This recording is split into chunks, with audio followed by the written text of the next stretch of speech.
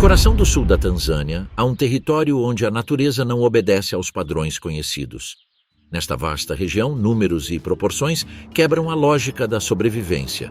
Os predadores não reinam, as presas se multiplicam infinitamente e as aves dominam os céus com uma abundância surpreendente.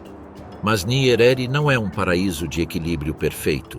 É um lugar de tensão constante, onde as espécies tiveram que se reinventar para prevalecer em um ambiente que desafia todos os instintos. Aqui, leões falham em suas caçadas, cães selvagens lutam para manter seus domínios, e as presas, longe de serem vítimas passivas, aprenderam a resistir e vencer por meio da cooperação. Bem acima, as aves de rapina vigiam, letais e pacientes, enquanto os abutres começam a sentir a escassez do que antes tinham em abundância. Nyerere é um ecossistema onde cada criatura teve que se adaptar a dinâmicas que não são replicadas em outras partes da África. Um espaço vasto e selvagem, onde o sucesso nem sempre está reservado aos mais fortes, mas aos mais engenhosos, aqueles que entendem que, na natureza, a supremacia não é um direito adquirido, mas uma batalha diária. Bem-vindo a Nyerere, um lugar onde as coisas não são o que parecem.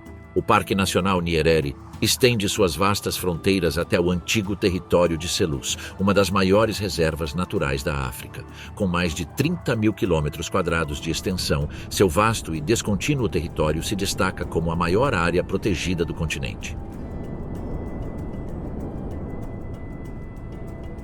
Sua paisagem se desenvolve entre savana aberta, bosques de miombo, pântanos, matagais densos e extensos cursos de rios, entre os quais se destaca o rio Rufiji, espinha dorsal do parque. Essa multiplicidade de habitats permite uma densidade de vida selvagem única na África Oriental, com características ecológicas que a diferenciam substancialmente do Serengeti ou do delta do Okavango. Mas além de suas paisagens diversas, é a água que dita o ritmo de vida em Nyerere, modulando a distribuição das espécies e condicionando toda a interação ecológica. A dinâmica ambiental em Nyerere é profundamente influenciada pela presença do sistema hídrico. O Rufiji e seus afluentes garantem acesso contínuo à água durante grande parte do ano, transformando suas margens em corredores vitais para a vida selvagem. Lá, elefantes convergem em longas colunas, búfalos avançam em massa, girafas se alinham nas margens mais abertas e bandos de pássaros enchem os céus. Cada espécie segue seu próprio padrão de movimento, mas todas dependem, em última análise, da rede de rios e canais que marca o pulso do parque. Lá, a abundância de água cria oásis de vida, mas também concentra espécies em um pequeno espaço, intensificando a competição e forçando confrontos por cada centímetro de território disponível.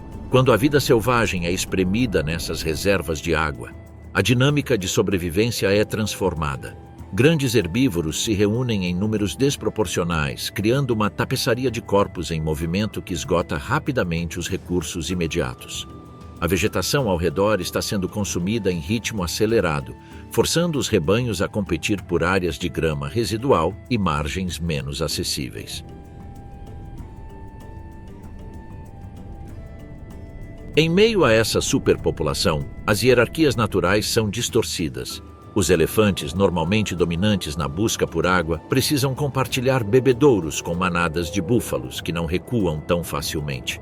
As zebras e os antílopes mais vulneráveis são forçados a permanecer à margem da confusão, alertas a qualquer sinal de perigo. Mas, ao contrário do que se possa pensar, esse acúmulo não resulta em um grande banquete para os predadores. A razão é simples.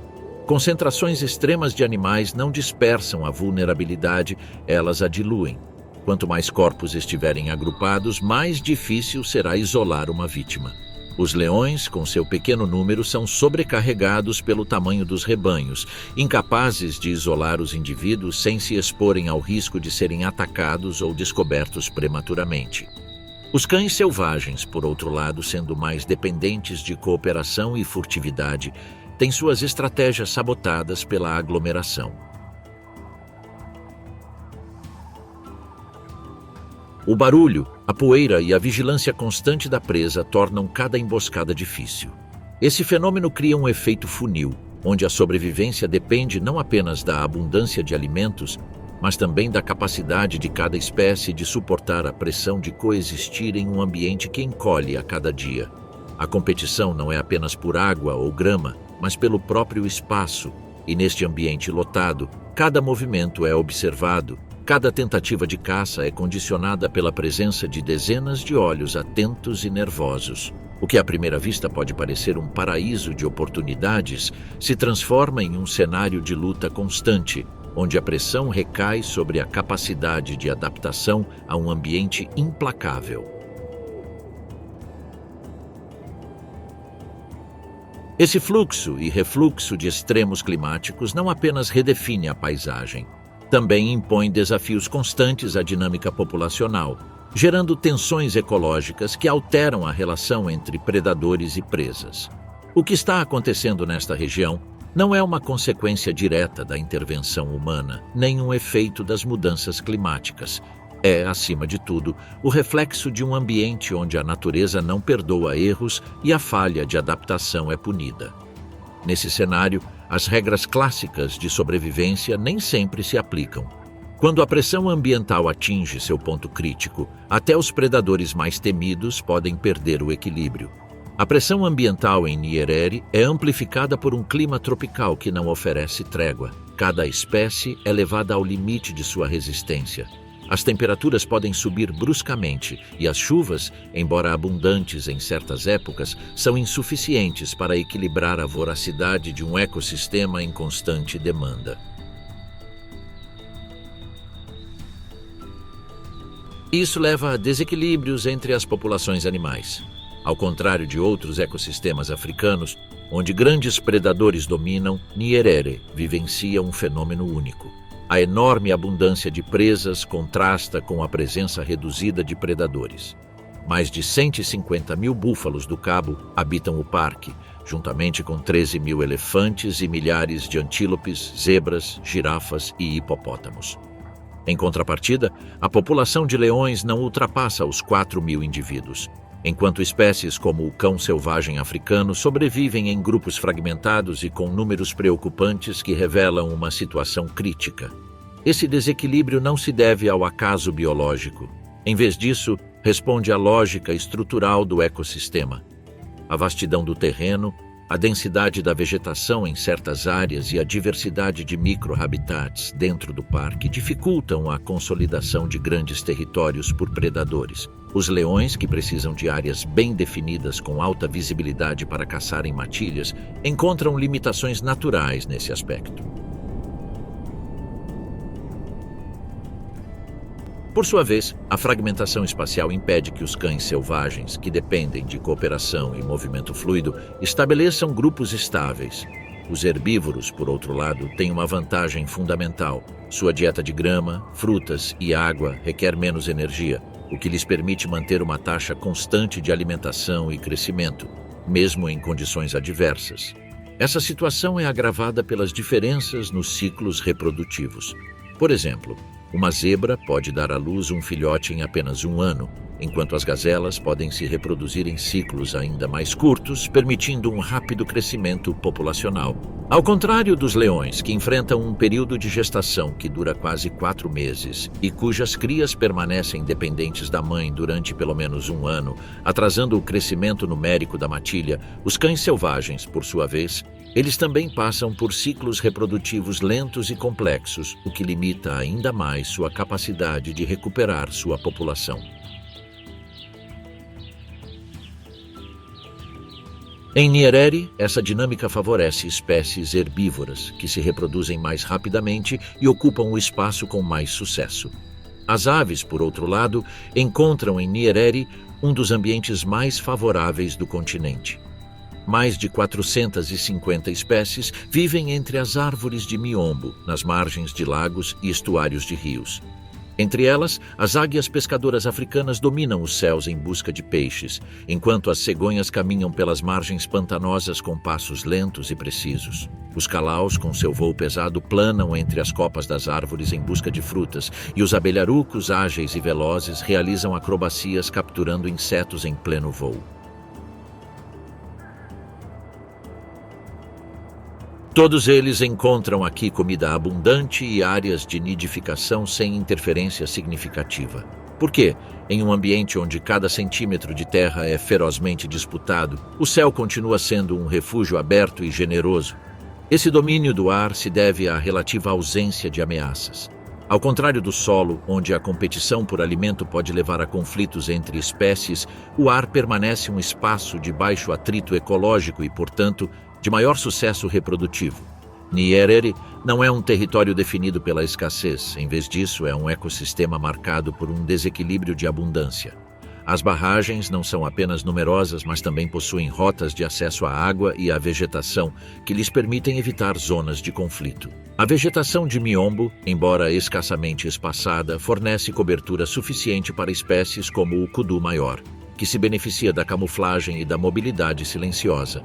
Para grandes predadores, no entanto, a situação é muito mais restritiva. Suas temporadas de caça são menos frequentes e mais arriscadas. O leopardo permanece em áreas florestadas, limitando sua área de atividade à noite, enquanto a chita, que prefere áreas mais abertas, aparece apenas nas regiões periféricas do parque, em baixa densidade. Essa dinâmica gera uma fauna mais dispersa e menos territorializada. Conflitos entre grandes carnívoros são raros. A competição ocorre silenciosamente, na dificuldade de manter matilhas, na baixa taxa de sucesso das caçadas e na pressão exercida pelas presas para sobreviver em matilhas, com vigilância constante e movimentos em massa. Em muitos casos, os leões precisam se concentrar em presas jovens ou dispersas, já que grandes grupos de búfalos agem de forma agressiva e em defesa coletiva. Não é incomum que caçadores acabem feridos ou tenham que abandonar suas tentativas de captura após uma perseguição fracassada. Mas em Nyerere, a luta pela sobrevivência raramente é resolvida em um único confronto, porque a interação entre espécies é definida pela evitação e adaptação, em vez de conflito direto. As presas dominam a cena movendo-se em grandes grupos, atentas a qualquer perturbação. A grama alta e a vegetação semidensa dificultam a observação, o que incentiva um jogo constante de vigilância mútua. Somente nas margens do rio Fiji há encontros mais frequentes, mas mesmo lá, a ampla distribuição de recursos dilui a necessidade de confronto permanente. Neste ambiente complexo, as regras da cadeia alimentar não são ditadas pela dominância, mas pela persistência. Nyerere é um refúgio para espécies que precisam de espaço, silêncio e rotas migratórias desobstruídas. A pressão humana é baixa em comparação a outras áreas protegidas, o que permitiu que certos mamíferos recuperassem terreno, embora a situação continue frágil. Ao contrário do Serengeti, onde a migração é o fenômeno mais visível, em Nyerere, os movimentos são mais discretos, ocultos e fragmentados. Não há um espetáculo grandioso, mas sim uma vida selvagem espalhada em todas as direções, difícil de apreender com um único olhar. Em vez de uma savana aberta, há um ecossistema intrincado, úmido e mal mapeado. Essa natureza ilimitada é uma parte essencial de sua natureza. Em Nyerere, o equilíbrio não depende da força do predador, mas da resiliência da presa. A atmosfera neste ecossistema é de uma luta silenciosa e constante, onde a adaptação supera a dominância e onde a abundância se torna uma forma particular de desafio. Mas o que acontece então quando um caçador não confia na força, mas na resistência? A resposta desliza entre os arbustos baixos e a grama dourada, incorporada em um animal singular que entende a savana como um terreno de paciência e exaustão. Ele tem um andar fluido, um corpo esguio, pernas longas e um olhar que não se distrai facilmente. Não há enfeites ou extravagâncias em sua silhueta. Tudo nele parece perfeitamente ajustado para se mover, resistir e se adaptar. Eles têm muitos nomes: cão de caça, cão selvagem africano, cão selvagem. Mas em essência são os últimos especialistas de sua linhagem. Não pertencem ao gênero Canis, como lobos ou chacais, e são os únicos representantes vivos de seu ramo evolutivo. Sua linhagem é antiga, sua estrutura corporal o distingue. Esbelto, porém poderoso, leve, porém resistente. E acima de tudo foi projetado para correr, não para atacar, não para surpreender das sombras, mas para desgastar sua presa até a exaustão completa. Estima-se que ainda vivam em Nyerere entre 800 e 1000 indivíduos. É uma das populações mais importantes da África Oriental, mas não está livre de ameaças. Estradas, fragmentação territorial, expansão humana e doenças transmitidas por cães domésticos, como sinomose e raiva, reduziram seus números em muitas áreas. Mas aqui, neste vasto e diverso parque, os cães selvagens ainda encontram espaço para desenvolver suas complexas vidas sociais. E essa vida começa na matilha. Ao contrário das hienas, com as quais são frequentemente confundidos, os cães selvagens africanos não se organizam sob um matriarcado feroz nem operam por meio de disputas violentas pela liderança. Sua hierarquia é estável, funcional e baseada na cooperação. Apenas um casal reprodutor cria os filhotes em cada grupo, mas todos os membros, sem exceção, cuidam dos filhotes como se fossem seus. Eles alimentam os filhotes, defendem o território e distribuem alimentos com um senso de ordem que desarma qualquer preconceito. A diferença com a hiena não é apenas comportamental, é também anatômica e ecológica. As hienas têm mandíbulas mais poderosas, garras não retráteis e um corpo mais compacto. São necrófagas oportunistas, embora também caçem em bandos. Em contraste, os cães selvagens caçam quase exclusivamente presas vivas, em grupos, e raramente retornam a uma carcaça. Possui um focinho mais fino, um pescoço mais flexível e, acima de tudo, um corpo projetado para resistência, em vez de colisões frontais. Seu método é menos brutal e mais paciente. Suas orelhas grandes e circulares são outra característica inconfundível. Nenhum outro canídeo possui abas auriculares desse tamanho em proporção ao crânio. Elas não são um ornamento evolutivo, têm um propósito duplo. A primeira é auditiva. Ela permite que eles detectem sons fracos a longas distâncias, como os passos de um antílope ou o chamado de outro membro da manada, mesmo a mais de 1 quilômetro de distância. O segundo motivo é a temperatura. Na savana, onde o sol bate forte, as orelhas grandes funcionam como radiadores. Elas dissipam o calor e ajudam a regular a temperatura corporal, o que é essencial durante longas perseguições. Mas a adaptação do cão selvagem africano não se limita à sua musculatura ou à precisão dos seus sentidos. Há detalhes que, embora sutis, são peças-chave no seu processo evolutivo. A cauda longa e sempre ereta desempenha um papel fundamental na dinâmica social e na caça. À primeira vista, pode parecer um detalhe insignificante, mas em campo atua como um símbolo visual. Durante as perseguições, quando a vegetação alta pode esconder os indivíduos, a cauda levantada permite que os membros da matilha sigam uns aos outros, sem perder a coordenação. É um guia móvel, visível até mesmo em meio ao emaranhado de arbustos, mas sua função não é apenas tática. Na linguagem social do cão selvagem, a cauda é um canal constante de comunicação. Uma cauda relaxada transmite calma. Uma contração vibrante pode indicar excitação ou um comando implícito para começar a correr. Uma postura rígida, com movimentos curtos, alerta para a presença de perigo. Em interações cotidianas, como cumprimentos ou jogos de coesão, a cauda acompanha gestos, fortalece laços e mantém a estrutura do grupo. Em um ambiente onde a precisão do trabalho em equipe pode significar a diferença entre a vida e a morte, cada parte do corpo do cão selvagem africano parece ter sido esculpida com um propósito, mesmo aquilo que, de longe, pode parecer apenas um enfeite. Em teoria, cada engrenagem desempenha sua função com precisão, mas é na caçada que essa máquina ganha vida, onde cada gesto, cada sinal e cada movimento se conectam em uma coreografia que não deixa margem para erros. Como essa perfeição evolutiva se traduz no campo de batalha? Ao amanhecer, quando o ar ainda está leve e o chão não está queimando, um grupo parte. Não há comoção, apenas olhares, movimentos breves, sinais mínimos. Um sente o vento, outro levanta o focinho e todos entendem. Ao longe, entre os arbustos baixos, um pequeno rebanho de impalas se move. É um grupo de jovens, alguns distraídos, outros atentos. Os cães avançam, mas não juntos. Eles se espalham como uma rede que se desdobra com precisão. Alguns contornam o flanco esquerdo, outros aparecem de frente. Eles não se escondem, eles se fazem visíveis. Os impalas reagem, eles pulam, viram, reagrupam-se e então correm. Esse é o sinal que os cães esperavam. Não é uma corrida caótica, é uma tática. Um persegue, dois empurram para a direita, outro avança na diagonal. Eles não precisam de velocidade explosiva, eles precisam de consistência. Eles mantêm o ritmo. A poeira sobe, mas não há suspiros ou gritos. Após vários minutos de perseguição ininterrupta, a manada de impalas se dispersa. Um dos filhotes permanece ali por um instante. Só o suficiente. Os cães não o alcançam imediatamente. Eles o cercam, eles o cercam. Eles bloqueiam suas saídas com movimentos calculados. Eles o deixam exausto. E quando finalmente o atacam, o fazem sem drama. É um ato rápido e eficiente. Não há luta, apenas uma morte precisa.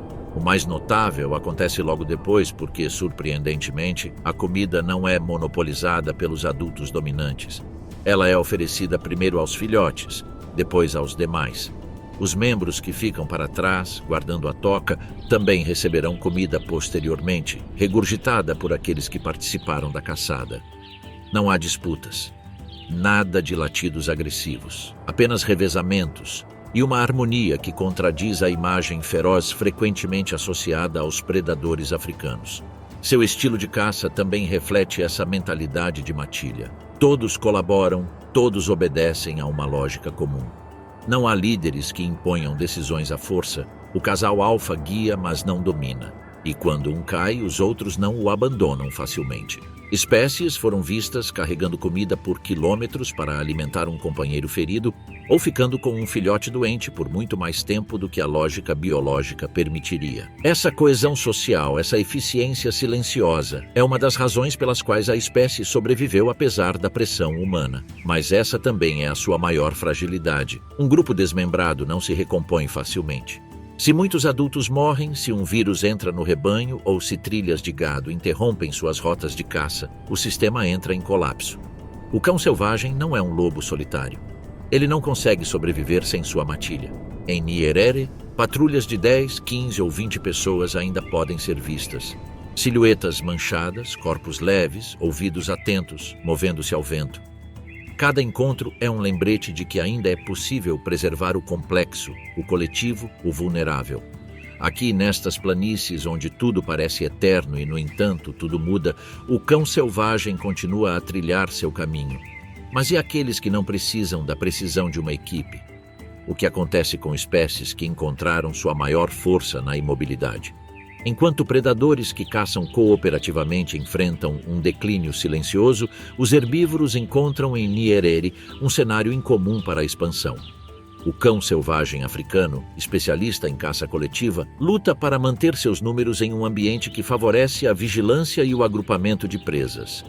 Em contraste, espécies como o hipopótamo prosperam com uma estabilidade raramente vista em outros lugares do continente. No coração de Nyerere, o sistema do rio Rufiji e seus muitos lagos formam um ecossistema onde o hipopótamo encontrou um habitat excepcionalmente favorável.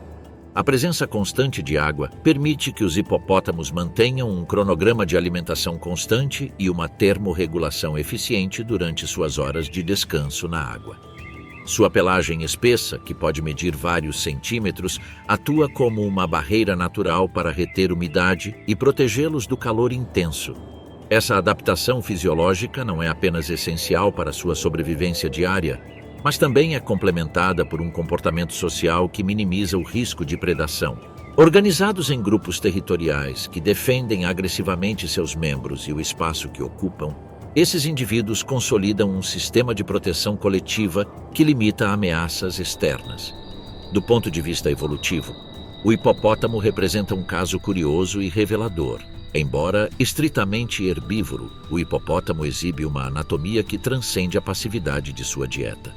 Seu corpo volumoso, mandíbulas poderosas e presas afiadas não são ferramentas de caça, mas sim ferramentas de defesa e competição.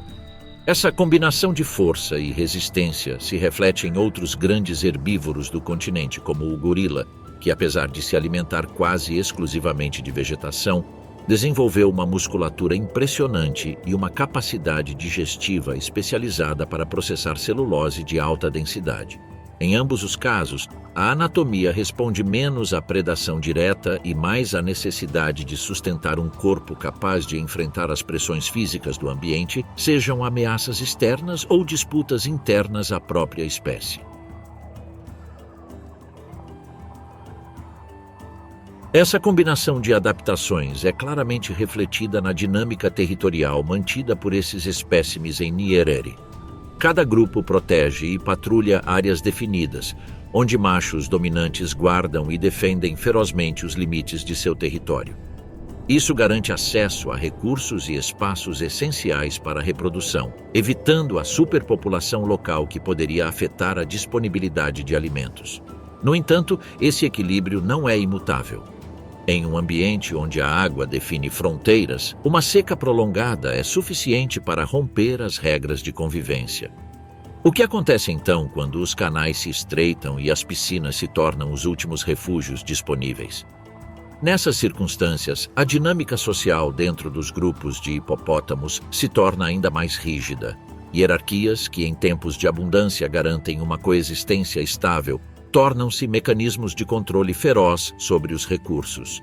Os machos dominantes intensificam sua vigilância, regulando o acesso às áreas de descanso e aos escassos corpos d'água com crescente agressividade. Essa vigilância não se limita aos rivais de sua própria espécie. Eles também estendem sua defesa contra intrusos potencialmente perigosos, como crocodilos que enfrentam com a mesma determinação. Entretanto, por mais rigorosa que seja essa vigilância, os limites da água impõem suas próprias regras.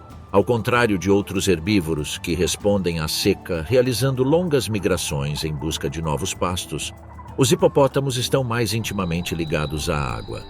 Seus movimentos são curtos, condicionados pela permanência dos corpos d'água, sendo um padrão que tem um custo muito alto. À medida que as opções diminuem, a concentração de indivíduos nos mesmos espaços aumenta, intensificando a competição direta. Machos subordinados, fêmeas com filhotes e juvenis em crescimento são forçados a compartilhar áreas de descanso cada vez menores, onde cada pedaço de sombra e cada acesso à água fresca se torna uma fonte de tensão. É aqui que as adaptações fisiológicas do hipopótamo, como sua capacidade de reter umidade através da pele e seus hábitos de pastejo noturnos, se mostram essenciais para sua sobrevivência. Durante as horas mais quentes do dia, a água serve como seu principal refúgio térmico. Mesmo assim, seu tamanho corporal pode ser tão desproporcional que muitas vezes não conseguem submergir completamente, deixando grandes áreas do dorso e da cabeça expostas ao sol por longos períodos, tornando as áreas críticas para perda de umidade e risco de queimaduras solares. Para neutralizar esses efeitos, os hipopótamos secretam um fluido oleoso com propriedades protetoras que atua como uma barreira contra a radiação solar e ajuda a reter a umidade na pele, prevenindo danos que podem comprometer sua saúde. Essas adaptações fisiológicas são ainda mais vitais em um ambiente onde a pressão dos predadores é baixa, um fator que influencia decisivamente a dinâmica populacional dos hipopótamos. Leões e cães selvagens, embora sejam caçadores experientes, raramente enfrentam adultos saudáveis devido à força e agressividade desses grandes herbívoros. Esse equilíbrio entre adaptação fisiológica e contexto ecológico se refere a um passado evolutivo que define a singularidade do hipopótamo no ecossistema atual. Evolutivamente, os hipopótamos são descendentes de ancestrais semiaquáticos que se adaptaram a um modo de vida intimamente ligado à água e à vegetação ribeirinha. Diferentemente de outros ungulados terrestres, sua linhagem desenvolveu uma combinação única de características adaptadas à vida dentro e fora d'água, consolidando uma dieta estritamente herbívora, mas com uma anatomia defensiva que garante sua sobrevivência. Esse equilíbrio entre alimentação, defesa e adaptação ambiental é resultado de uma pressão seletiva constante que moldou uma espécie perfeitamente integrada ao complexo ecossistema de Nyerere. No entanto, esse equilíbrio pode ser frágil. Nas sombras desse vasto território, as tensões entre a vida e a morte se desenrolam silenciosamente, muitas vezes imperceptíveis para quem observa de longe. O que acontece quando a aparente calma das águas esconde um perigo inesperado e a paciência do predador se traduz em uma oportunidade oculta? Na superfície do rio Rufiji, a tranquilidade engana. À primeira vista, tudo parece um espelho de água turva, parada e pesada, salpicada de nenúfares e sombras verdes refletidas na margem. Mas, por baixo dessa espessa camada de lama suspensa, uma presença silenciosa desliza, mal revelada pelas pequenas ilhas formadas por suas narinas e olhos que se projetam da água. Quase completamente submerso, sua silhueta é borrada, confundindo o olhar destreinado. Nessas águas, a diferença entre a vida e a morte muitas vezes depende da interpretação correta do que não pode ser visto. Uma hiena solitária se aproxima da praia. O calor do meio-dia a leva a procurar comida onde as opções parecem escassas. Em meio ao jogo de reflexos, ele vê uma figura pequena, estática e semi-submersa. É um pedaço amorfo que pode ser qualquer coisa, mas para a sempre faminta hiena, representa uma oportunidade. Ela entra na água com passos lentos, a lama prendendo todos os seus movimentos, mas a promessa de uma presa fraca, talvez um bezerro isolado, a faz seguir em frente. Mas o que ele ainda não percebeu é que cometeu um erro fatal. Subestimou a magnitude do seu adversário e, num instante que quebra o silêncio, a silhueta surge da água. O corpo do hipopótamo emerge em uma ascensão imparável, revelando uma massa de músculos e ossos 2 vezes maior que o intruso. A hiena, presa na lama, tenta se virar, mas sua manobra é desajeitada. O hipopótamo não vacila. Avança com uma velocidade que desmente seu tamanho, abrindo sulcos na água a cada passo poderoso. O necrófago escapa, ofegante, perseguido pelo olhar severo do hipopótamo, que não esquece nem perdoa a insolência. Com um último esforço, a hiena consegue se libertar da lama e chegar à praia, encharcada e sem fôlego. Sua fuga foi confusa, mas suficiente. Ele escapou por meros segundos, deixando para trás o eco de um erro que, em outro momento, poderia ter sido fatal. Em Nyerere, a aparência é uma arma, e hoje a hiena aprendeu isso da maneira mais difícil. Minutos depois, quando o rio retorna ao seu sono, um grupo de pequenos bicos de boi desce das árvores ribeirinhas. Sem medo, eles pousam nas costas do hipopótamo. Caminham ao longo dele como se fosse uma ilha flutuante, bicando rapidamente, arrancando pequenos fragmentos de sua pele rachada. O hipopótamo, que momentos antes estava furioso, agora permanece imóvel, indiferente, permitindo que os pássaros realizem seu trabalho meticuloso. Por que esse gigante, que não tolera a intrusão de um predador, aceita sem protestar a presença desses pequenos visitantes? Essa relação mútua é uma das mais antigas e eficazes do ecossistema. Cada ave encontra sustento na pele lesionada de seu hospedeiro, extraindo parasitas, larvas e bactérias que, se acumulados, podem desencadear infecções perigosas. Para o hipopótamo, é uma forma vital de limpeza, uma forma de manutenção biológica que lhe permite manter a pele saudável num ambiente onde feridas, lama e umidade constante são uma ameaça latente. O mesmo rio que foi palco de violência também se torna um espaço de convivência silenciosa. Ao redor do hipopótamo, bandos de patos nadam tranquilamente, aproveitando a agitação das águas. Não há um pacto explícito, mas ambos sabem que essa interação é benéfica. Quando os hipopótamos vadeiam o leito do rio, eles agitam sedimentos ricos em matéria orgânica, trazendo pequenos organismos à superfície dos quais as aves se alimentam. O hipopótamo não ganha nem perde nessa troca, mas sua presença é fundamental para manter essa dinâmica. É um comensalismo prático, baseado na indiferença e na abundância de recursos. Às vezes, essa mesma coexistência se estende a outros gigantes. Os crocodilos do Nilo, que compartilham as mesmas águas, mantêm uma relação de respeito tenso com os hipopótamos. Não é uma aliança, nem uma guerra, simplesmente coexistência. Apesar da ferocidade, os crocodilos evitam o confronto direto com hipopótamos adultos. Não é apenas uma questão de tamanho, mas de temperamento. Territoriais e imprevisíveis, os hipopótamos não toleram provocações em seu entorno imediato. Enquanto houver território e recursos suficientes, a paz é mantida.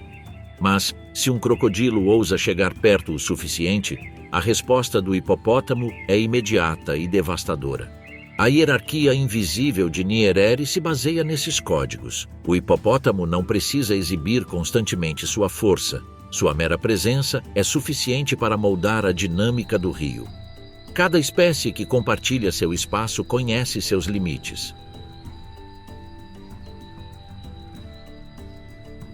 As hienas aprendem a respeitar sua distância, os pássaros encontram nela um refúgio móvel e os crocodilos aceitam sua supremacia como um fato inegociável. Em um ecossistema onde a competição é frequentemente resolvida com violência, o hipopótamo estabelece suas regras de maneira diferente. Ele não caça, não precisa perseguir, mas exerce controle absoluto sobre seu território, determinando tiranicamente quem pode se aproximar e quem deve se afastar.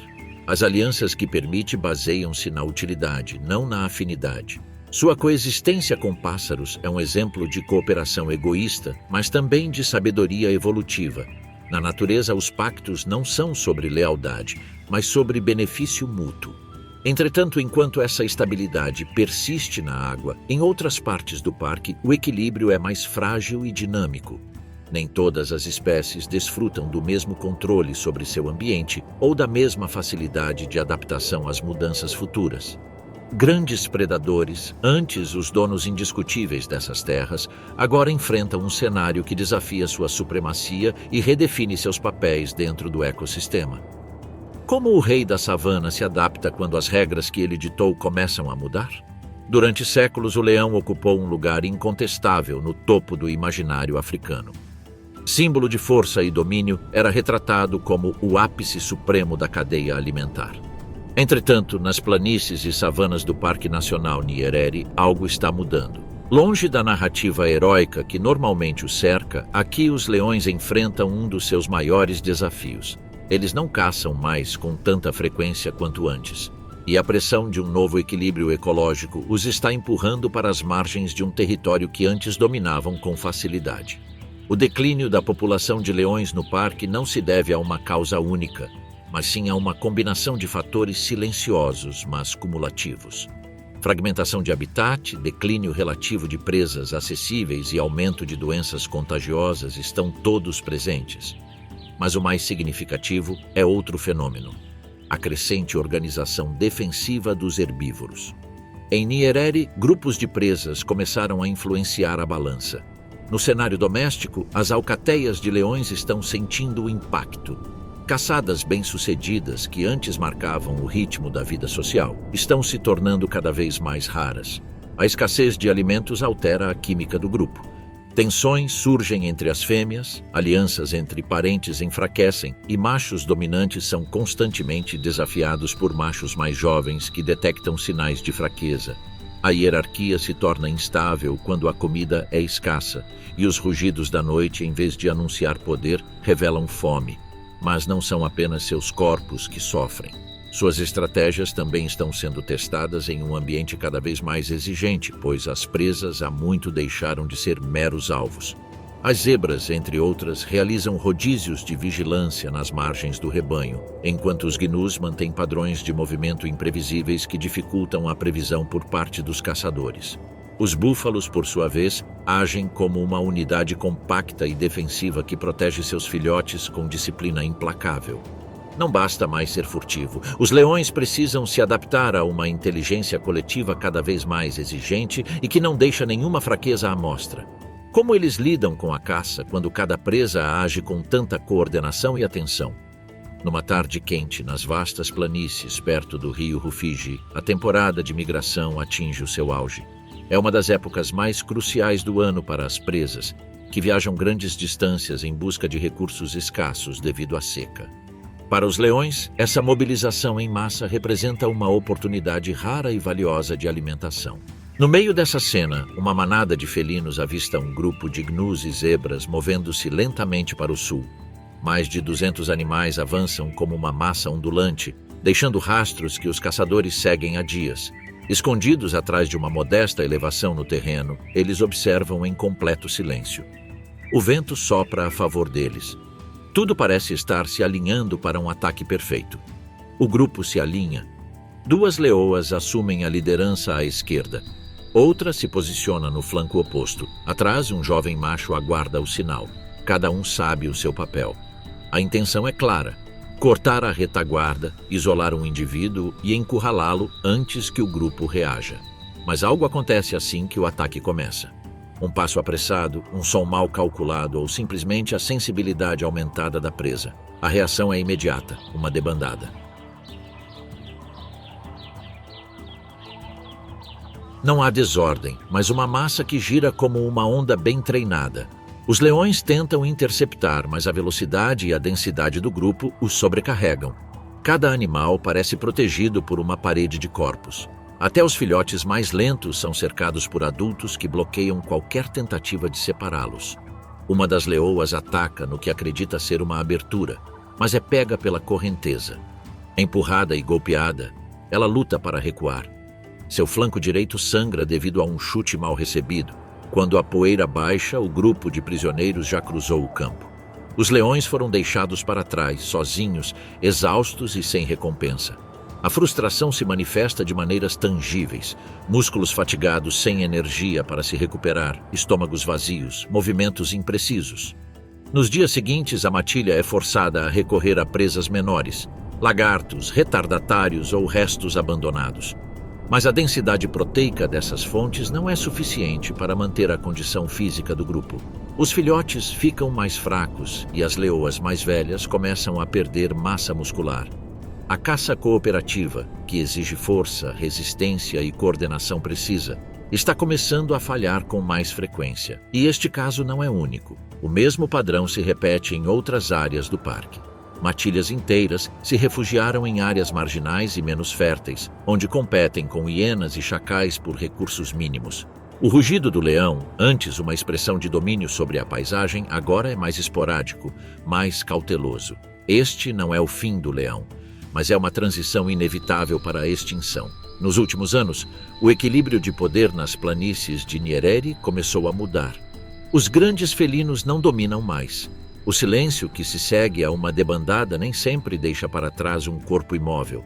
Cada vez mais, os predadores recuam com o estômago vazio, enquanto os herbívoros, longe de serem meras presas, demonstram a eficácia de uma evolução que aperfeiçoa cada detalhe.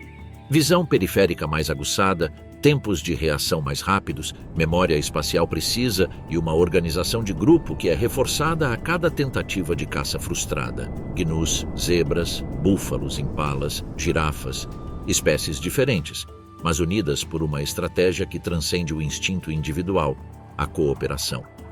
O que à primeira vista parece ser uma massa caótica de corpos em fuga é, na verdade, um sistema que responde a ameaças com uma precisão surpreendente. Durante a migração, gnus e zebras compartilham rotas, rios e pastagens. Não formam alianças conscientes, mas sua coexistência funcional otimiza a vigilância. Os gnus detectam o perigo com sua audição aguçada. As zebras o antecipam com sua visão prodigiosa. Juntos, eles formam uma sinergia que reduz erros.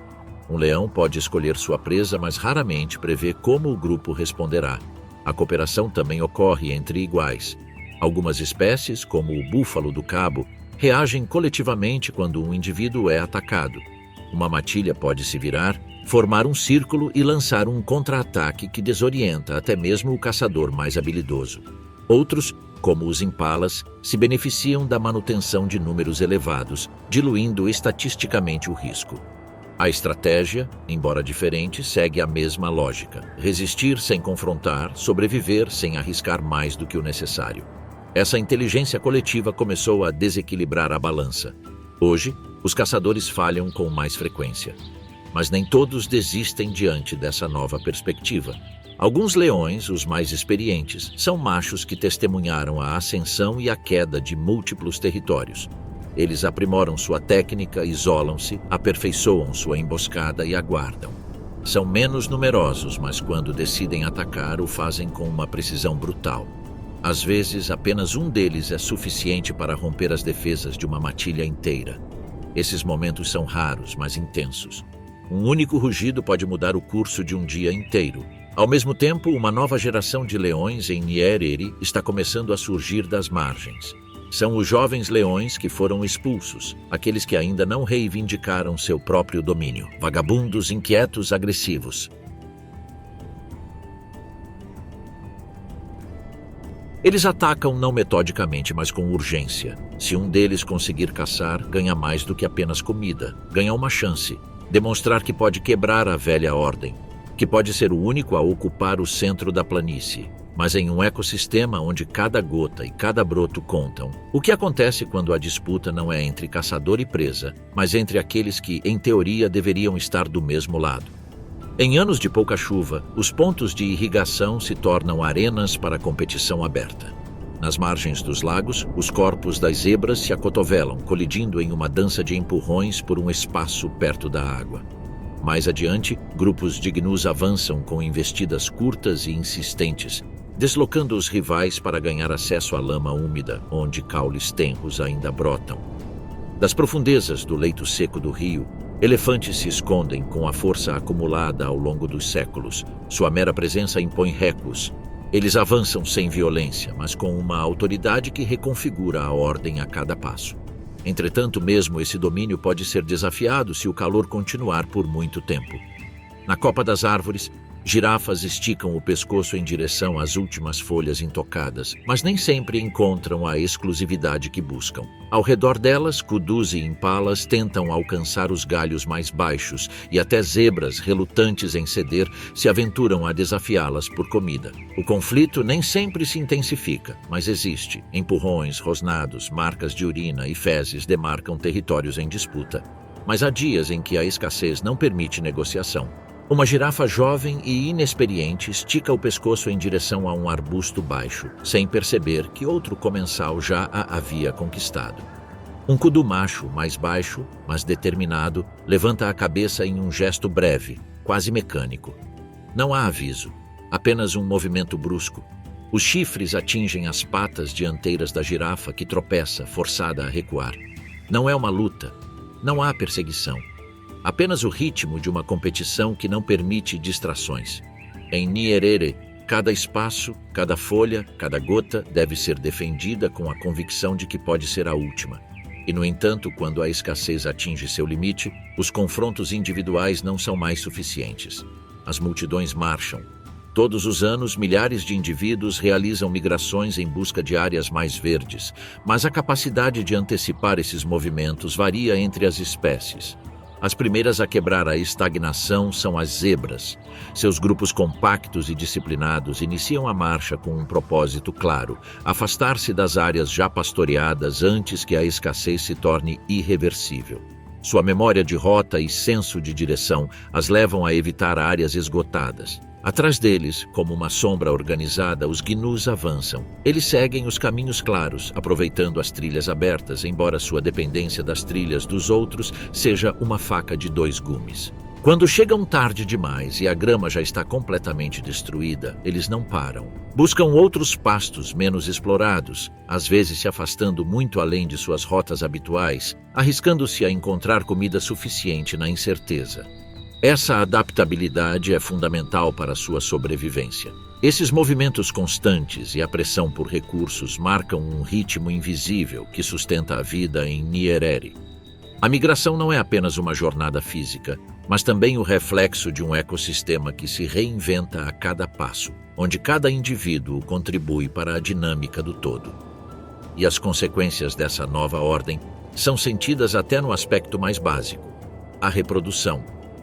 Nos últimos anos, as taxas de natalidade entre herbívoros aumentaram. Os filhotes sobrevivem além das primeiras semanas. As mães têm acesso mais constante a comida e água. O ecossistema, aparentemente, está celebrando um ciclo favorável para aqueles que não caçam, mas escapam. Mas essa prosperidade não durará indefinidamente. A população de predadores, embora em declínio, continua sendo uma ameaça real. Ainda mais quando as condições se tornam adversas. Uma estação seca particularmente rigorosa pode levar os carnívoros a formar alianças incomuns, a correr riscos maiores e a atacar sem esperar o momento perfeito. E ali, naquela fronteira onde o sucesso de alguns encontra a fome de outros, é onde o verdadeiro coração de Nyerere é definido. Não na caça perfeita nem na debandada gloriosa, mas no atrito constante entre estratégias que buscam, cada uma à sua maneira, continuar existindo. Mas enquanto as tensões aumentam em terra, outra história se desenrola silenciosamente, pairando acima da competição acirrada. O que está acontecendo lá em cima, onde as regras da Terra parecem não ter peso? Em toda a vasta extensão do Parque Nacional, onde a savana se entrelaça com lagoas e o rio Rufiji serpenteia como uma artéria vital, as aves encontraram não apenas refúgio, mas também supremacia. Enquanto no solo a luta pela sobrevivência se torna cada vez mais incerta, lá em cima o domínio é claro e absoluto. Nyerere, com seus mais de 30 mil quilômetros quadrados, é um paraíso de contrastes. Seu relevo, fragmentado em um mosaico de ilhas fluviais, matas ciliares e estuários tranquilos, cria uma arquitetura natural que favorece a observação de aves. Árvores altas, como acácias e tamarindos, oferecem pontos de observação estratégicos. Densos canaviais nas margens das lagoas fornecem cobertura impenetrável, e grandes extensões de água permitem manobras de caça impossíveis em outros ecossistemas africanos. A chave para o sucesso das aves em Nyerere não está apenas na abundância de alimentos, mas na diversidade de nichos que esse ecossistema oferece. Nas águas, peixes e anfíbios alimentam martim-pescadores, garças e corujas de pele. Nas margens e clareiras, insetos, pequenos répteis e mamíferos são presas de aves de rapina como a águia coroada. E nos céus, o ar se torna uma rodovia e um palco, onde as espécies se movem livremente sem as barreiras terrestres. Rio Rufiji atua como um grande provedor. Suas águas ricas em nutrientes sustentam uma cadeia alimentar que começa com cardumes de peixes e se estende até as aves mais especializadas. Mas o que torna o Nyerere único é a maneira como essas aves aprenderam a ler cada detalhe do ambiente. Elas detectam variações no nível da água, percebem o brilho de um cardume de peixes a dezenas de metros de distância e ajustam suas trajetórias de voo de acordo com as pulsações do ecossistema. Não é acaso, é conhecimento adquirido ao longo de gerações. Os pássaros Nyerere aperfeiçoaram estratégias de coexistência que lhes permitem compartilhar território sem competição destrutiva. Colônias de garças nidificando comunitariamente, martim-pescadores ocupando diferentes alturas na mesma árvore, águias definindo seu raio de caça para evitar interferências. A estrutura vertical do parque, com sua rede de galhos, água e céu aberto, permite que cada espécie encontre seu próprio espaço, ajustando seu comportamento para maximizar o sucesso e minimizar o conflito. Essa cooperação também se traduz na sincronização de atividades. Quando os primeiros raios de sol tocam a água, as garças se reúnem em movimentos coreografados em busca de alimento. Ao mesmo tempo, os martim-pescadores, mestres dos detalhes, planejam rotas em zigue-zague a poucos centímetros da água, enquanto lá no alto, águias coroadas circulam em círculos amplos, observando silenciosamente. Essa coordenação não nasce de pactos, mas sim de uma especialização aperfeiçoada ao longo de gerações. Cada espécie aprimorou seu ritmo, altitude de voo e técnica de caça para minimizar a competição direta. As garças preferem clareiras ao amanhecer, quando a luz favorece sua visão em águas rasas. Os martins pescadores aproveitam a calmaria da manhã antes que o vento perturbe a superfície. As águias, por outro lado, patrulham do alto, cobrindo áreas que outras não conseguem, caçando presas que raramente coincidem com as de seus vizinhos alados. Essa dança de especializações não só evita confrontos desnecessários, como também transforma o céu em um território onde a competição se transforma em pura eficiência, libertando as aves das restrições que aprisionam os caçadores no solo. Porque enquanto leões e cães selvagens dependem de áreas de caça acessíveis, os pássaros exibem um mapa tridimensional onde as limitações do terreno são irrelevantes. Eles podem se deslocar em busca de alimento, construir ninhos em locais seguros e mudar de habitat de acordo com as variações climáticas ou sazonais. A fragmentação do habitat, que afeta tantos predadores terrestres, não tem o mesmo impacto sobre aqueles que conseguem percorrer distâncias em questão de minutos. No entanto, a vida no ar não é um simples balé de sucesso. As aves também enfrentam desafios. As inundações imprevisíveis do Rufiji podem destruir colônias de nidificação e a competição em grandes altitudes, embora regulamentada, continua sendo uma luta silenciosa.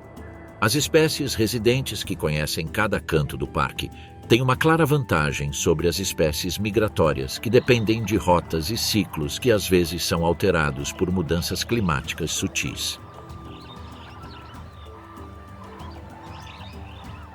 Em Nyerere, o sucesso das aves baseia-se numa equação de mobilidade, percepção e adaptabilidade. A sua inteligência espacial, a capacidade de ler padrões na distribuição dos peixes, a sincronização coletiva e a capacidade de redesenhar as suas rotas dia após dia permitiram-lhes prosperar num ambiente que, embora repleto de vida, é implacável nas suas flutuações. Quando a Terra se torna um campo de batalhas imprevisíveis, o ar continua sendo um reino de oportunidades. Os pássaros entenderam melhor do que ninguém como aproveitar a verticalidade de Nyerere, como construir uma estabilidade nas alturas que é cada vez mais difícil de conseguir no solo. E nessa mesma verticalidade, há caçadores que aproveitam ao máximo sua expressão. Pássaros de Nyerere não busca carniça, nem se contenta com peixes ou anfíbios. Suas presas são vertebrados maiores, macacos, pássaros de médio porte e ocasionalmente até antílopes jovens. Mas hoje, sua atenção está focada em um objetivo diferente. Do alto, seus olhos, capazes de discernir movimentos minúsculos a centenas de metros de distância, detectam uma clareira entre as copas das árvores.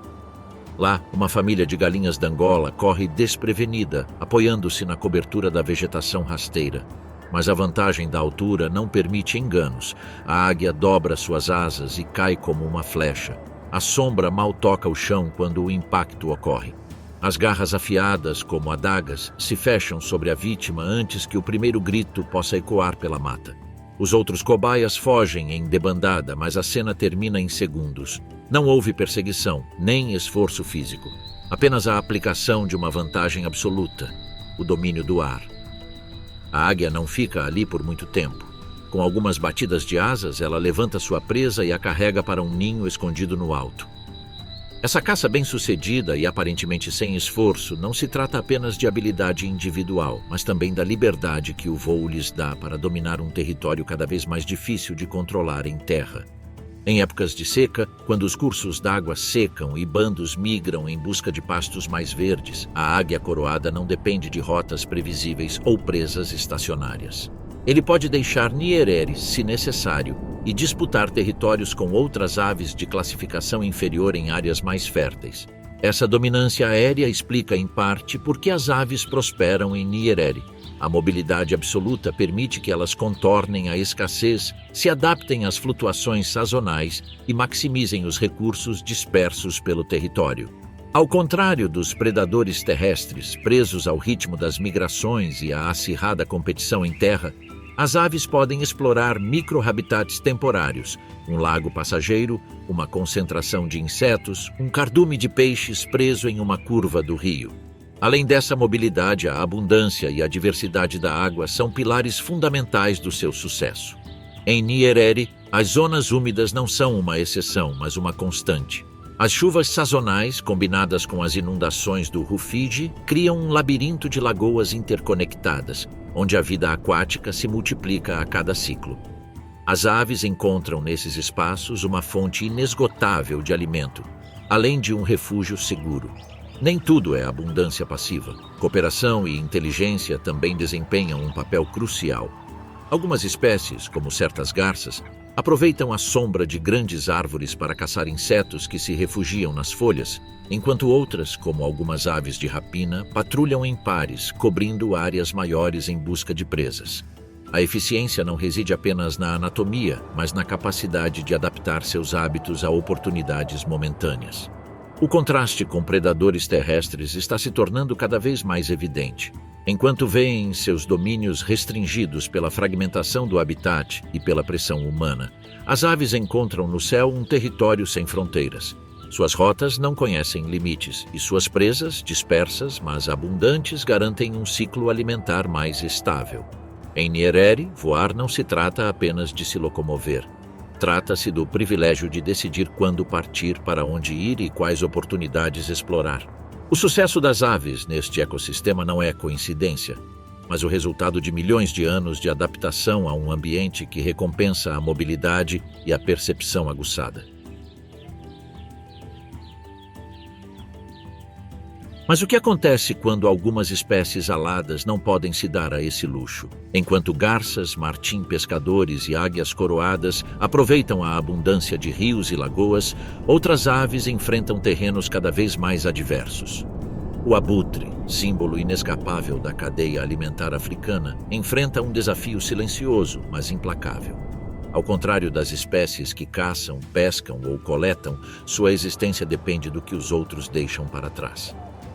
Neste ecossistema, onde as presas prosperam e os predadores enfrentam o declínio, o abutre sente o impacto direto. O declínio dos grupos de leões e a situação crítica dos cães selvagens africanos reduziram drasticamente a quantidade de carniça disponível. Para uma ave que não caça nem mata, a escassez de restos mortais se traduz em um território maior para patrulhar e uma competição acirrada por cada oportunidade que surge. À primeira vista, pode-se pensar que um parque com mais de 30 mil quilômetros quadrados garante recursos inesgotáveis. Mas a dinâmica atual de Nyerere mudou as regras. A estratégia dos abutres agora se concentra em procurar locais onde as probabilidades são maiores.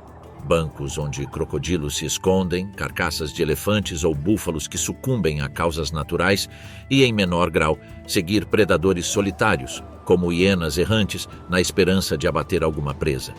A adaptação do abutre não se baseia em velocidade ou agressividade, mas sim em eficiência. De alturas impossíveis, eles observam cada canto do terreno, atentos a qualquer sinal de morte. Movimentos anormais de outras aves, padrões de voo em círculos e até mesmo mudanças no comportamento de herbívoros. A visão é sua melhor ferramenta, capaz de distinguir claramente texturas do solo a quilômetros de distância. Mas mesmo com essa vantagem, seu espaço de manobra é limitado. Ao contrário das aves de rapina que caçam, o abutre é influenciado por fatores fora de seu controle.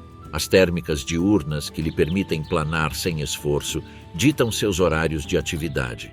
Se o clima não cooperar, o abutre permanece ancorado em grandes altitudes, incapaz de rastrear com eficiência.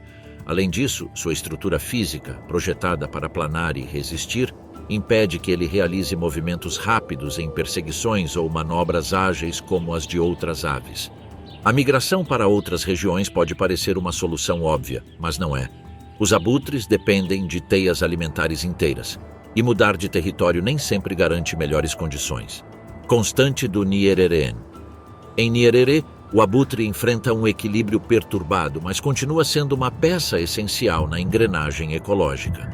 Seu papel como necrófago impede que os restos de animais mortos se tornem criadouros de doenças, mantendo o ecossistema em um ciclo constante de renovação. Mas o que acontece quando essa paciência é testada mais uma vez e a natureza não oferece nada? Sobre as planícies ensolaradas, um pequeno grupo de abutres circula o céu. Abaixo deles, uma hiena solitária avança cautelosamente. A esperança é clara. Se a hiena tiver sucesso, os abutres terão sua chance. A patrulha aérea acompanha cada passo, mantendo a formação, vigiando de cima. Horas se passam, e a hiena, depois de farejar e viajar por quilômetros, finalmente detecta um cheiro diferente. Na vegetação rasteira, uma carcaça fresca. Pequena, mas suficiente para saciar sua fome por um tempo.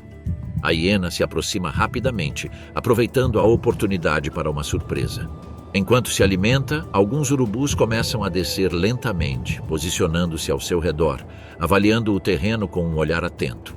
Mas o banquete não será fácil. Ao longe, ouvem-se passos apressados. Outra matilha de hienas se aproxima, atraída pelo cheiro. Os abutres tensionam as asas, prontos para alçar voo a qualquer momento. A hiena solitária rosna, erguendo a cabeça em alerta, ciente de que sua presa é tão valiosa quanto efêmera. A tensão aumenta no ar à medida que a competição se aproxima. Então os abutres alçam voo, não para se render, mas para esperar. Eles sabem que a hiena, depois de saciar sua fome, deixará o corpo meio devorado. É apenas uma questão de tempo até que ele se afaste e deixe o local. Momento em que eles descerão silenciosamente, coletando o que sobrou, perpetuando o ciclo ininterrupto da vida em Nyerere. Enquanto os abutres observam do céu, sua paciência se torna a chave para enfrentar a constante incerteza de Nyerere. Eles confiam não apenas na força ou na velocidade, mas também na persistência em um jogo que muitas vezes exige que esperem horas, até dias, pela oportunidade certa. Essa espera não é passividade, mas uma estratégia que os mantém vivos em um ecossistema onde nada é certo e cada movimento tem consequências. A vida do abutre não tem espaço para erros. Cada quilômetro voado sem sucesso é um desperdício de energia que não é facilmente recuperado. Mas, ao contrário dos predadores terrestres, sua resiliência reside na paciência. Nyerere lhes ensinou que a abundância nem sempre é imediata e que sua sobrevivência depende de um equilíbrio que, embora instável, ainda lhes fornece espaço. Mesmo com as dificuldades, os abutres continuam sendo sentinelas incansáveis de Nyerere. Eles não celebram a morte, mas precisam dela. Em um ambiente onde os caçadores falham, sua estratégia é esperar. E embora hoje essa espera possa ser maior do que o esperado, sua presença garante que quando a oportunidade chegar, o ciclo da vida se fechará com a mesma precisão de sempre. Os abutres são apenas uma das muitas peças da complexa teia da vida que sustenta Nyerere. Este vasto território se desdobra como um mosaico de habitats, onde cada elemento, do ar à água, desempenha um papel fundamental. Entre esses elementos, as águas do rio Rufiji fluem lentamente pela paisagem, carregadas de sedimentos e vida. Essa corrente constante molda as margens e marca o pulso do ecossistema, onde cada movimento abaixo da superfície revela um mundo escondido dos olhos desavisados. Este rio, o maior da Tanzânia, se estende por mais de 600 quilômetros desde as montanhas Uluguru até desaguar no Oceano Índico. Além de sua extensão, seu verdadeiro valor está na maneira como seu fluxo mutável e caprichoso impõe as regras de sobrevivência da região. Durante a estação chuvosa, seus transbordamentos inundam planícies, alimentam lagos temporários e pintam a paisagem de um verde vibrante.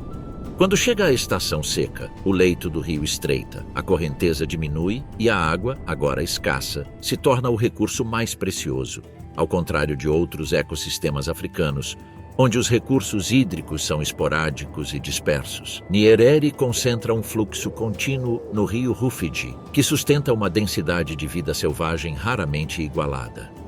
Aves aquáticas, herbívoros, predadores e necrófagos convergem em suas margens, cada espécie dependendo do rio de maneiras diferentes, mas interconectadas. Em suas águas, os hipopótamos encontram o refúgio necessário para suportar as temperaturas rigorosas da savana, submergindo seus enormes corpos durante as horas de maior calor. Mais longe, os elefantes chegam em longas procissões, em busca de água que lhes permita sustentar seus corpos enormes e se sustentar durante os períodos em que a seca devasta o solo. Abaixo da superfície, crocodilos espreitam silenciosamente, usando a corrente como um corredor de caça onde a presa, mais cedo ou mais tarde, eventualmente se aproxima. Cada um com sua própria estratégia depende do pulso dos Rufiji. No entanto, esse rio não se limita a fornecer recursos, ele também é um modelador implacável de paisagens. Ao longo dos séculos, suas enchentes erodiram penhascos, criaram novos galhos e desviaram seu próprio curso, forçando as espécies a se adaptarem a um ambiente que nunca permanece o mesmo. Bancos de areia que hoje oferecem refúgio para aves migratórias podem desaparecer amanhã devido a uma enchente repentina. Ilhas fluviais que fornecem grama macia para herbívoros se formam e se desintegram com a mesma facilidade com que o vento sopra as folhas secas de um baobá. Durante os períodos de migração, o rio Rufiji torna-se o último grande obstáculo. Suas águas caudalosas, carregadas de lama e correntes traiçoeiras, separam os grandes rebanhos de gnus e zebras das terras mais férteis ao sul. Não é uma travessia simples. Aqui, a inteligência coletiva dos herbívoros é posta à prova, pois eles precisam calcular o momento exato da travessia quando a correnteza não levará os indivíduos mais jovens ou mais fracos. E quando a manada se lança, é uma debandada de corpos lutando contra a força inesgotável do rio. Enquanto nas margens, os crocodilos esperam pacientemente, sabendo que a correnteza, mais cedo ou mais tarde, lhes entregará uma presa desorientada. Para as aves, o Rufiji é uma estrada da vida. Espécies aquáticas seguem seus meandros, movendo-se em direção a áreas de pesca renovadas, enquanto aves de rapina, como a águia pesqueira, patrulham de cima, aproveitando cada cardume de peixes preso em lagoas isoladas pelo recuo das águas. A capacidade de voar dá a essas espécies a flexibilidade que os habitantes terrestres não têm: migrar, explorar e retornar quando o rio se renova. O rufígio também é uma armadilha silenciosa para aqueles que dependem cegamente de sua generosidade. Quando a seca é extrema, as águas recuam a tal ponto que enormes lagoas se transformam em poças estagnadas, concentrando centenas de animais em pequenos espaços. A competição se torna acirrada. A água é poluída, doenças se espalham, e em meio a esse colapso apenas as espécies mais resilientes, como búfalos e hipopótamos, conseguem manter seu domínio. Mas mesmo em seus momentos mais implacáveis, o rio Rufiji não é um carrasco, é um falsificador. Cada oscilação em seu fluxo, cada trecho que ele erode, cada desvio que ele cria, força a espécie Nyerere a se reinventar, a desenvolver novas estratégias, a otimizar recursos, a ajustar seus ciclos de vida ao ritmo de um rio que nunca para. E é nessa dinâmica perpétua, nesse pulsar constante entre abundância e escassez, que reside a essência de Nyerere. Não como um santuário estático, mas como um laboratório evolutivo em tempo real, onde a vida, forçada a se adaptar aos caprichos da água, atinge suas formas mais puras e resilientes. Neste ponto da Tanzânia, não há certezas, exceto uma. Enquanto o Rufiji continuar fluindo, o ciclo da vida continuará, construindo lentamente um reino onde somente aqueles que abraçam a mudança prosperarão. Em suas vastas planícies, florestas e pântanos, este parque natural exibe uma paisagem onde a vida selvagem desafia todas as expectativas. Este território, marcado pela imensidão do rio Rufiji e por um clima que oscila entre a generosidade e a dureza, moldou um ecossistema onde a sobrevivência depende não só da força, mas também da adaptação constante. Em Nyerere, as regras tradicionais da cadeia alimentar se tornaram confusas. Predadores enfrentam desafios sem precedentes, presas aprimoram suas estratégias e pássaros encontram no céu um refúgio e uma vantagem evolutiva que lhes permite prosperar sem limitações. Aqui, a evolução não é um passado distante, é um processo diário, um ajuste contínuo às demandas de um ambiente que muda sem aviso. O sucesso nem sempre pertence aos mais fortes, nem a derrota aos mais fracos. A cooperação, a inteligência coletiva e a capacidade de adaptação moldaram um equilíbrio dinâmico, onde cada espécie ocupa seu lugar, não por hierarquia, mas por mérito de sobrevivência. Nyerere não é apenas um santuário da vida selvagem africana. É um testemunho vivo da resiliência natural, um laboratório aberto onde a vida, em todas as suas formas, reinventa suas próprias regras para persistir. Cada canto deste parque contém uma lição silenciosa sobre a fragilidade do equilíbrio e o poder da adaptação. E embora nossa jornada termine aqui, Nyerere continuará seu ciclo incessante, desafiando certezas, nos lembrando que na natureza nada é estático e que a verdadeira força está na capacidade de mudança e adaptação constantes.